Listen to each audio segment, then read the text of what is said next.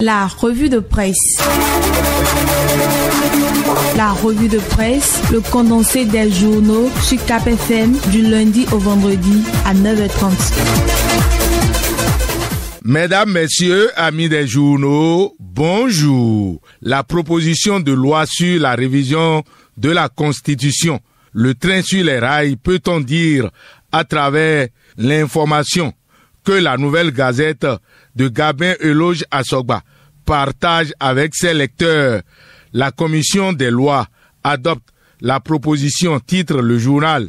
Le dossier de la révision de la Constitution franchit l'étape de la commission des lois, à en croire La Nation.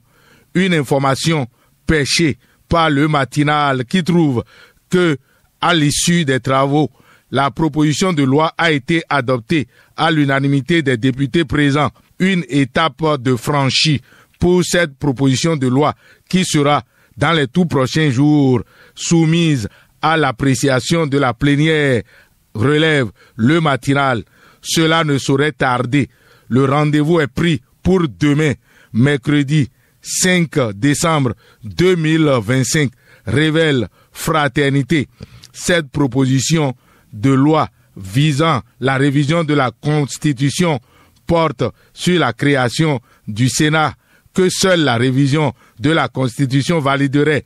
Yahi Boni, ancien président de la République et président du parti Les Démocrates, est contre la création d'un Sénat, rapporte la Nouvelle Gazette, soulignant que dans une déclaration solennelle rendue publique hier donc, il s'est fermement opposé à la proposition de la révision de la Constitution.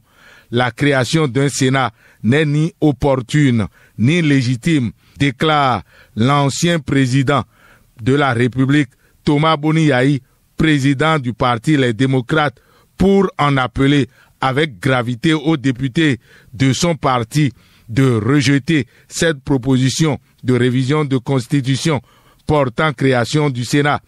En agissant ainsi, dit-il, les 22 députés honoreront leur serment d'artisans de restauration de la démocratie au Bénin, renchérit-il dans un communiqué publié par la Nouvelle Gazette. Les regards sont donc tournés vers l'Assemblée nationale pour en savoir plus dès demain avec la plénière qui s'annonce.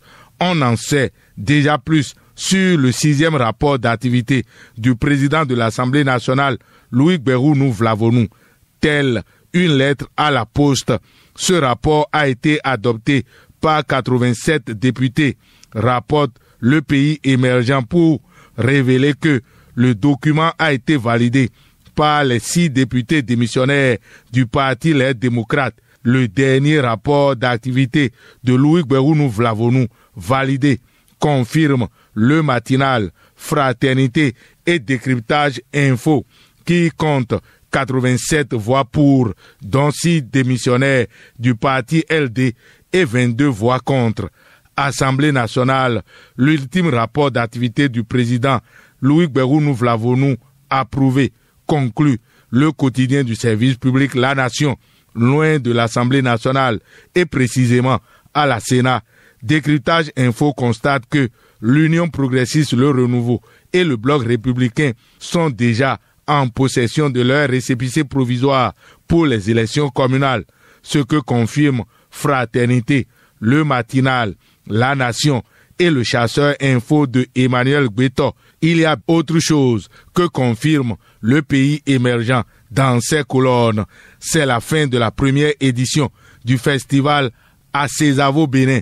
Pendant 3 jours, la commune d'Adjoun a vibré au rythme des chants, danses et démonstrations spirituelles des adeptes de culte endogène.